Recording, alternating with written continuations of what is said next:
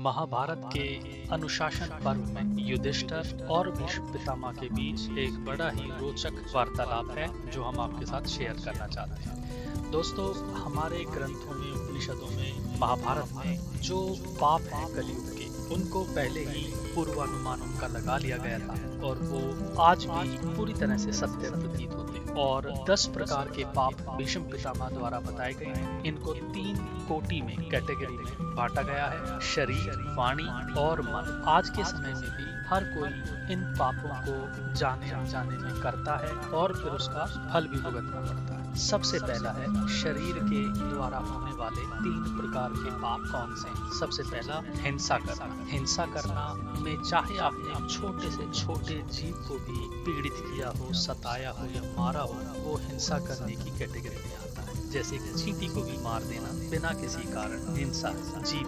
दूसरा आता है चोरी करना। चोरी करना पाप है। किसी का कोई भी संपत्ति चोरी करने से उसको दुख और कष्ट पहुंचता है, उसका हक छीना जाता है। नंबर 3, व्यभिचार। कलयुग में बहुत सारे लोग चरित्रहीन होंगे, ऐसा उन्होंने अनुमान लगा लिया था उस समय। व्यभिचार में है किसी के साथ गलत आचरण करना, व्यभिचार करना और उनको प्रताड़ित करना। दूसरी कोटि, वाणी।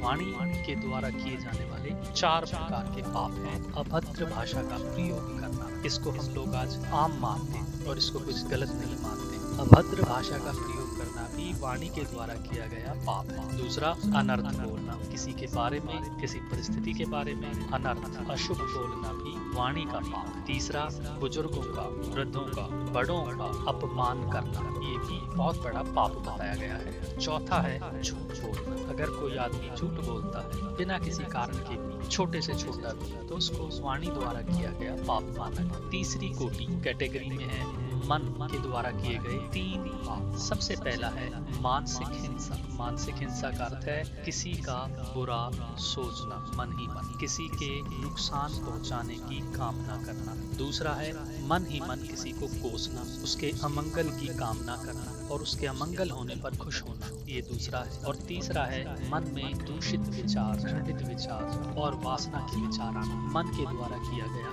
पाप है और इसका फल भी उसी प्रकार मिलता है जिस प्रकार शरीर के द्वारा किसी भी हिंसा से फल मिलता है। तो ध्यान रहे आपकी मन स्थिति भी स्वस्थ। ये 3 कैटेगरी के पाप भीष्म पितामह जी ने बताए थे जो आज भी पूर्ण रूप से प्रासंगिक हैं। हर किसी को इन पर ध्यान देना चाहिए। धन्यवाद।